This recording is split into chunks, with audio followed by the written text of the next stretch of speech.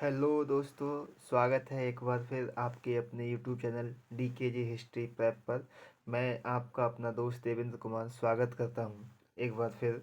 मैं अपनी पिछली 8 वीडियो में जो है मुग़ल काल में जो है लगभग 280 क्वेश्चंस तक करा चुका हूं।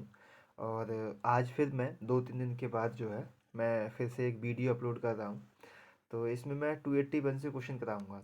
और असिस्टेंट प्रोफेसर और PGT के एग्ज़ाम से पहले मैं आपका एंशियंट, मिडेवल और मॉडर्न तीनों से जो है जितने सारे क्वेश्चंस बनते हैं जो भिन्न विभिन्न विभिन्न एग्जाम्स में जो है, चाहे वो UGC नेट हो, चाहे वो DSSB हो या KVS हो या किसी भी अन्य एग्जाम में जो हिस्ट्री से रिलेटेड जो भी क्वेश्चंस पूछे गए हैं वो मैं आपको सारे कंप्लीट करा दूंगा।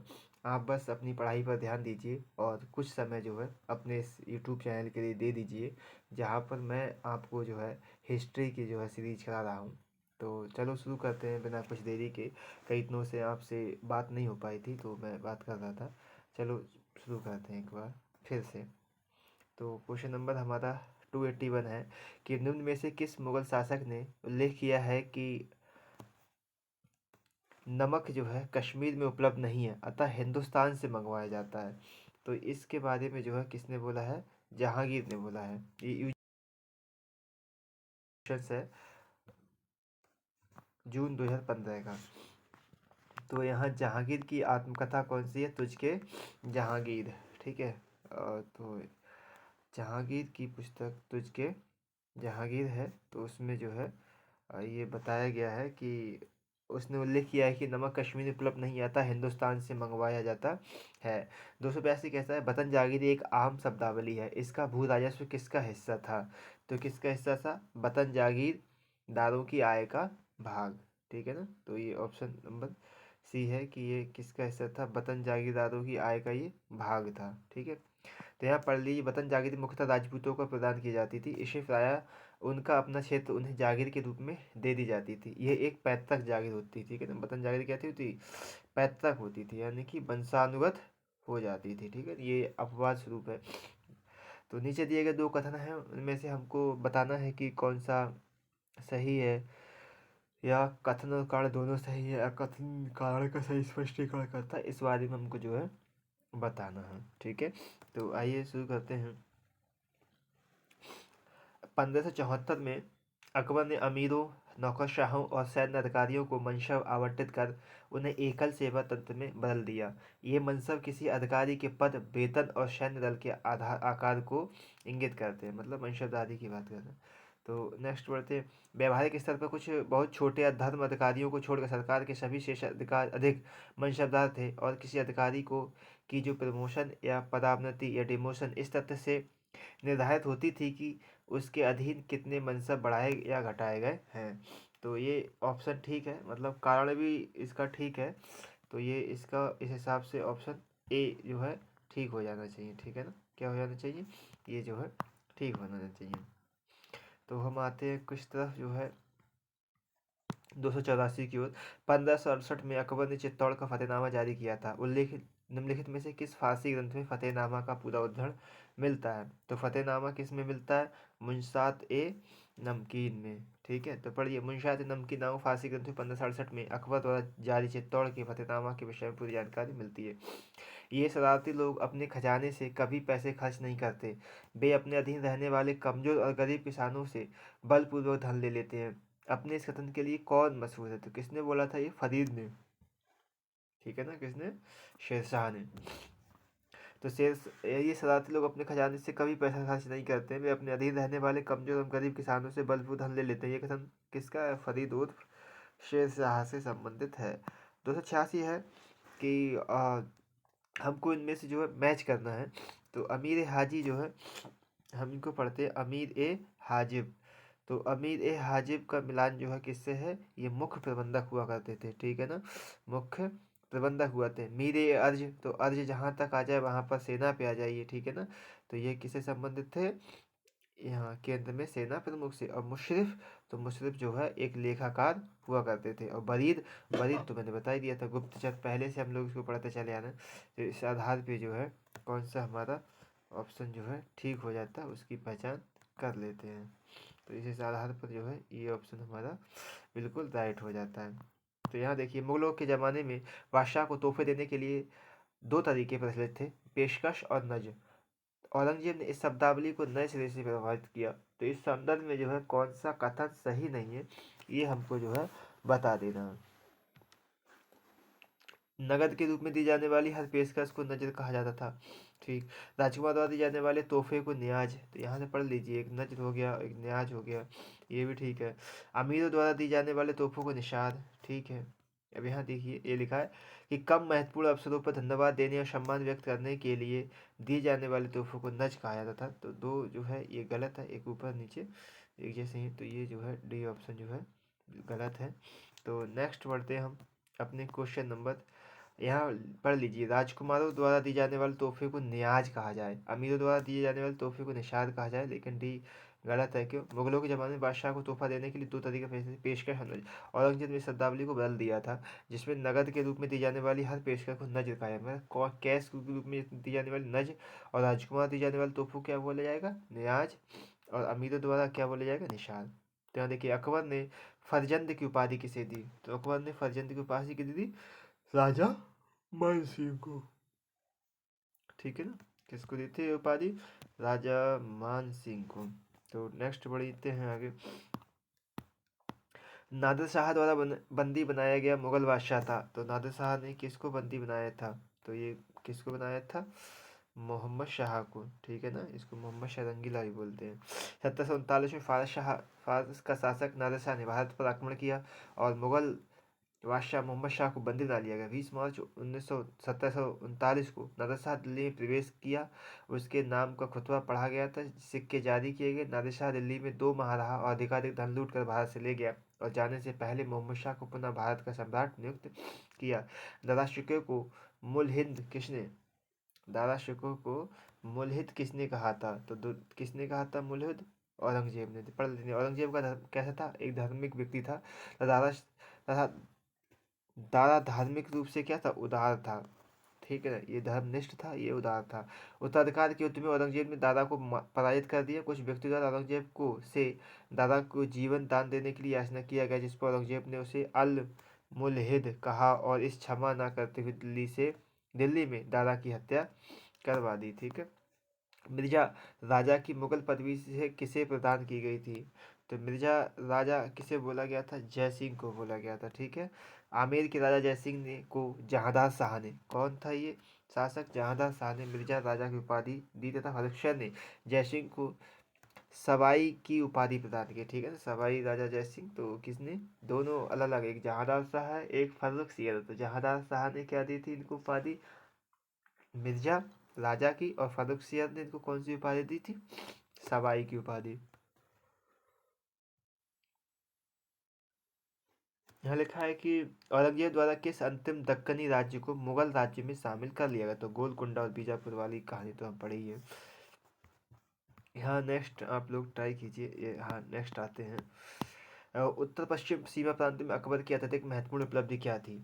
तो उत्तर पश्चिम में सबसे बड़ी उपलब्धि क्या थी? कंधार, ठीक है, पढ़ लिया। उत्तर पश्चिम सीमा प्रांत में अकबर की अत्यधिक महत्वपूर्ण उपलब्धि कंधार की विजय थी। 1595 ईस्वी में कंधार बिना किसी युद्ध के मुगलों को प्राप्त हो गया था। कंधार पर्शिया के हाथ में था, परंतु वहां के तत्कालीन किलेदार मुजफ्फर हुसैन मिर्जा के संबंध में पर्शिया दरबार से खराब हो गए, ठीक है ना।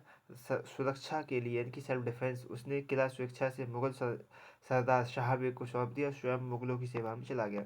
मुगल शासन व्यवस्था के संबंध में कौन सा कथन सही नहीं है, ये बताना है। तो मुगल शासन व्यवस्था मुख्यतः एक सैनिक था, बिल्कुल। ये एक केंद्रीकृत निरंकुशवाद एवं एकतंत्रवाद था, ठीक है। सम्राट को इस्लामी परंपराओं का पालन करना पड़ता था। तो ये गलत है कि इस्लामी नहीं, कई जैसे अब अगर हम अकबर के आ जाएं तो वहाँ पर इबादत खाना वगैरह ये सब चीज़ें तो सब हम सहिष्णुता वाली दिखाई। सम्राट द्वारा मंत्री से परामर्श लेना आवश्यक नहीं था, ये भी था, बस परामर्श तो लेते थे ये।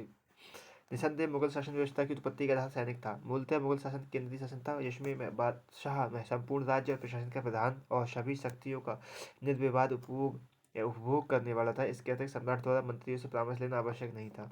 मुगल साम्राज्य का प्रांतों में विभाजन पहली बार किसने किया था? तो किसने किया था? अकबर ने किया था, ठीक है ना।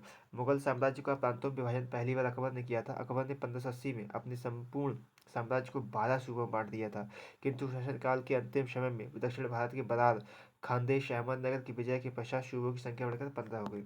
मुगल प्रांतीय प्रशासनिक व्यवस्था की पारंपरिक नियंत्रण एवं शक्ति संतुलन के अंतर्गत निम्नलिखित में से कौन सा अधिकारी सूबेदार पर नियंत्रण रखता था? तो सूबेदार पर नियंत्रण रखने वाला अधिकारी कौन होता था?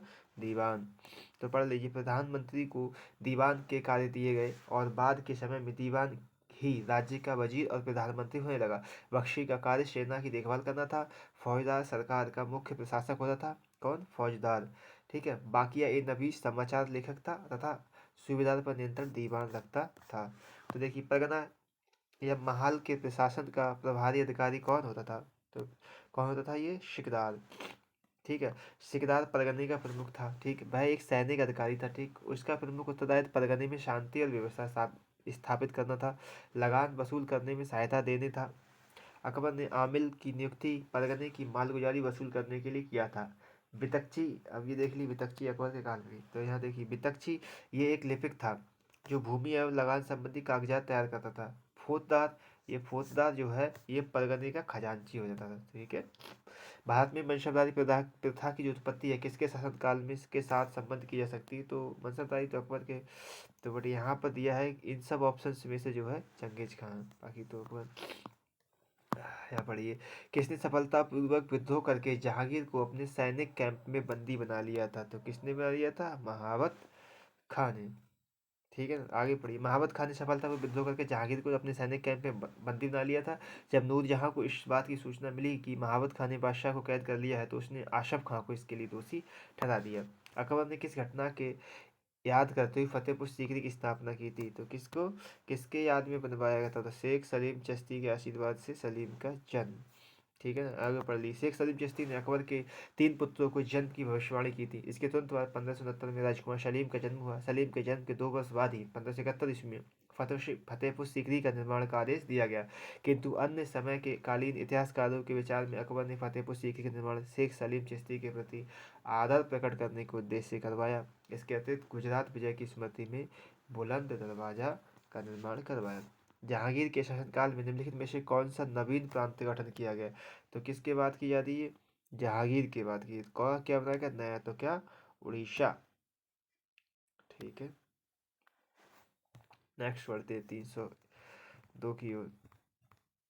तो यहाँ देखिए, 500 से 2500 कम की जात वाले मनसबदार क्या कहा जाता था? ठीक है ना, तो क्या कहा जाता था इनके लिए? अमीर। पढ़ लीजिए, 500 से 2500 कम की जात वाले मनसबदारों को अमीर कहा जाता था। 500 से नीचे के जितने भी मनसबदार थे उनको क्या बोलता था? मनसबदार। मुगल नौसेना का सेनापति कौन होता था? तो मीर ए बहर। ठीक है ना, मीर ए बहर सेनापति हुआ करता था। मुगल सेना का नौसेनापति मीर ए बहर होता था। 1572 में गुजरात विजय तथा बंगाल अभियान के दौरान अकबर ने पहली बार नौसेना की आवश्यकता का अनुभव किया तथा फलस्वरूप अकबर ने एक विभाग स्थापित किया जिसे क्या बोलते हैं? नवाड़ा। अब याद कर लीजिए, नवाड़ा नौसेना विभाग। इसका प्रमुख अधिकारी मीर ए बहर होता था। चगताई तुर्क शासन भारत में किस नाम से जाना जाता है? तो चगताई तुर्क शासन किस नाम से भारत में जाना जाता है? ये मुगल नाम से जाना जाता है। चगताई तुर्क शासन भारत में मुगल के नाम से जाना जाता है। मुगल शब्द लैटिन शब्द है। कैसा है ये?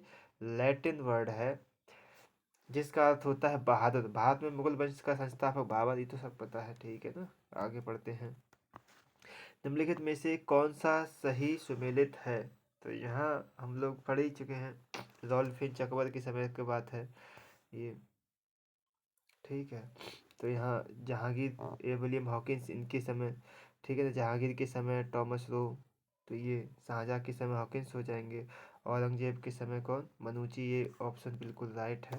तो यहाँ पढ़ लीजिए, मुगल दरबार में जाने वाला प्रथम अंग्रेज कैप्टन हॉकिंस था जो जेम्स प्रथम के राजदूत के रूप में 1860 में जहांगीर शासनकाल में आया। 1615 में सम्राट जेम्स प्रथम ने टॉमस रो को अपना राजदूत बनाकर मुगल सम्राट जहांगीर के दरबार में भेजा। मनुची मुगल सम्राट औरंगजेब के दरबार में आया था। ये ठीक है। अब देखिए, शेरशाह का मकबरा कहाँ स्थित है? तो शेरशाह का मकबरा सासाराम बिहार में स्थित है। ठीक है, सासाराम कहाँ है? बिहार। तो ये बिहार में स्थित है। तो नेक्स्ट पढ़ते हैं 307 की ओर। हमीदा बानो बेगम पत्नी थी। तो हमीदा बानो बेगम पत्नी किसकी थी? ये हुमायूं की थी। ठीक है ना, हमीदा बानो, इन्हीं से कौन हुए थे? अकबर। यहाँ पढ़ लिए, असम चटगांव जैसे पूर्वोत्तर भागों पर विजय प्राप्त करने वाला मुगल सेनापति कौन था? तो कौन था? ये शाइस्ता खां था। तो मुगल सेनापति शाइस्ता खान असम, चटगांव जैसे पूर्व उत्तर भागों पर विजय प्राप्त की। जब औरंगजेब सिंहासन पर आरूढ़ हुआ तब उसने मीर जुमला को बंगाल का सूबेदार, ठीक है ना, किसको, बंगाल का सूबेदार किसको बनाया था, मीर जुमला को। तो नेक्स्ट आगे बढ़ते हैं। पुरंदर की संधि 1665 में किसके बीच हुई थी? तो पुरंदर की संधि किस किस के बीच हुई थी? शिवाजी और जय सिंह के बीच में। पुरंदर की संधि शिवाजी और जय सिंह के मध्य 11 जून 1665 को हुई, जिसके तहत शिवाजी ने 35 में से अपने 23 दुर्ग मुगलों को सौंप दिया। तब 12 दुर्ग जागीर के रूप में उसके पास रहे। 1666 में शिवाजी औरंगजेब से मिलने आगरा गए। आगरा के नियम तोड़ने के कारण शिवाजी को गिरफ्तार करके जयपुर भवन आगरा में रखा गया। रक्षकों को चकमा देकर शिवाजी जेल से भाग गया। और शिवाजी के बारे में कई कहानियां प्रचलित हैं, बताई जाती है सब गांव गांव में, स्कूलों में भी कई कहानियां हैं। तो वंशधारी प्रणाली ये तो है ही किसके, अकबर के काल में। तो 1575 में शुरू की गई, ये ध्यान रखना। यहाँ पढ़ते हैं आगे। आ, दक्षिण के नासूर को, दक्षिण के नासूर ने किसको बर्बाद कर दिया? तो दक्षिण का नासूर तो कौन था? ये औरंगजेब से। तो इनके बारे में ही बोला जाता है, क्योंकि अगर ये साउथ में नहीं जाते इतनी जल्दी नष्ट नहीं होते। 1681 में अपने पुत्र अकबर द्वितीय का पीछा करता हुआ औरंगजेब दक्षिण भारत पहुंचा। इसके पश्चात उसे उत्तर भारत में आने का अवसर प्राप्त नहीं हुआ। दक्षिण भारत औरंगजेब का कब्रिस्तान सिद्ध हुआ। इस घटना को औरंगजेब का के जीवन का नासूर कहा जाता था। शेरशाह सूरी अपने किस कार्य के लिए सर्वाधिक प्रसिद्ध है? तो शेरशाह सूरी जितना है एडमिनिस्ट्रेशन के लिए सबसे ज़्यादा है, क्योंकि एडमिनिस्ट्रेशन उसका बहुत अच्छा था। ठीक है, यहाँ देखिए, सर टॉमस रो को दूत के रूप में भेजा गया था। तो टॉमस रो किसके, जहांगीर के शासनकाल में आया था। तो देखिए पढ़ते हैं, जहांगीर के दरबार में भेजा गया था। यहाँ पर वे अमीर जिनके पूर्वज मुगल शासन में पहले से ही सेवारत होते थे वो क्या कहलाते थे? तो क्या कहलाते थे? शेखजादा, खान खाना, मिर्जा, इनमें से तो कोई नहीं, इनमें कोई नहीं, तो कोई नहीं आएगा इनमें से। यहाँ पढ़ ले, शेखजादा भारतीय मुसलमानों के लिए प्रयुक्त होने वाला एक आय का शब्द था, ठीक है ना। खान खाना जो है एक उपाधि थी। अकबर ने बैरम खां के पुत्र अब्दुल रहीम को खान खाना की उपाधि दी थी। मिर्जा तैमरी अभिजात वर्गीय उपनाम था। मिर्जा क्या था? जो तैमूर के थे या तैमरी अभिजात वर्ग था, उनको जो है उपनाम जो था वो बोलते थे मिर्जा। इस प्रकार का प्रश्न का उत्तर तीनों विकल्प में से कोई नहीं। राजदूतों के साथ मेल मिलाप की नीति अपनाने से अकबर का मुख्य उद्देश्य क्या था? कि अकबर मेल मिलाप की नीति क्यों अपनाता था? ताकि जो है मुगल साम्राज्य की शक्ति को बनाया जा सके, ठीक है ना, उसने सबसे संबंध अच्छे रखे, वैवाहिक संबंध। मेवाड़ राज्य जो बाबर के समय से ही मुगल साम्राज्य को चुनौती दे रहा था, किसके समय में पराजित किया गया? तो किसके समय में पराजित किया गया था? जहांगीर। पढ़ लिया, राणा प्रताप की मृत्यु के बाद उनका पुत्र 1597 ईस्वी में सिंहासन पर बैठ गया। उसने भी मुगलों को अधीनता को अस्वीकार कर ली। 1614 में जहांगीर ने शाहजहां यानी कि खुर्रम को मेवाड़ पर आक्रमण करने का आदेश दिया। शाहजहां के दबाव के कारण 1615 में अमर सिंह ने मुगलों की अधीनता को स्वीकार कर लिया। अकबर एक मामले में प्रसिद्ध था जो भारत के बहुत कम राजाओं और सम्राटों में था, क्योंकि क्यों था? क्योंकि वह एक महान सम्राट था, बिल्कुल बात सही है। उसके दरबार में सर्वाधिक भव्यता थी, ये भी बात सही है। उसने श्रेष्ठ शहर भवन बनवाए। भवन निर्माण तो हुए थे बट कम। उसने कई धर्मों, जातियों और राजनिष्ठा वाले लोगों को एक सुसंगठित और संघर्षशील साम्राज्य में ढाल दिया। ऑप्शन सारे सही, लेकिन उनमें सर्वश्रेष्ठ ऑप्शन ये है, ठीक है ना। तो नेक्स्ट बढ़ते हैं। इनको इसमें से जो है पानीपत का प्रथम युद्ध तो ये तो सबको पता है ना, 1526 में हुआ था, ठीक है ना। तो यहाँ खानवा का युद्ध जो हो जाएगा ये कब हो जाएगा? 27 में हो जाएगा। और चौसा का युद्ध जो है तो 1539, और कन्नौज 1540, ठीक है। तो यहाँ देख लीजिए यही है। कन्नौज के 1540 में शेरशाह और हुमायूं को, और चौसा के युद्ध जो है शेरशाह ने जो है वो शेरशाह ने हुमायूं को हराया। तो यहाँ पढ़ लीजिए, शेरशाह के शासनकाल में काश्तकारों के अधिकार एवं दायित्व विधिवत मंजूर किए गए थे तथा उन्हें स्पष्ट रूप से परिभाषित किया गया था। यह शामिल था, तो किसमें? कबूलियत में भी था, ठीक है ना, पट्टा, कबूलियत और सदिश, ये सारे ऑप्शन थे, ठीक है ना। तो नेक्स्ट बढ़ते हैं हम 320 की ओर पढ़ते हैं। हुमायूं ने 1555 में दिल्ली पर फिर से अधिकार प्राप्त किया था। तो कब प्राप्त किया था? सिकंदर शाह को हरा करके, ठीक है ना।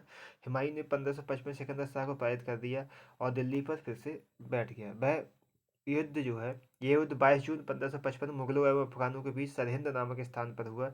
इसने अफगानों की बुरी तरह हार हुई और हुमायूं को दिल्ली और आगरा का ताज पुनः प्राप्त हो गया।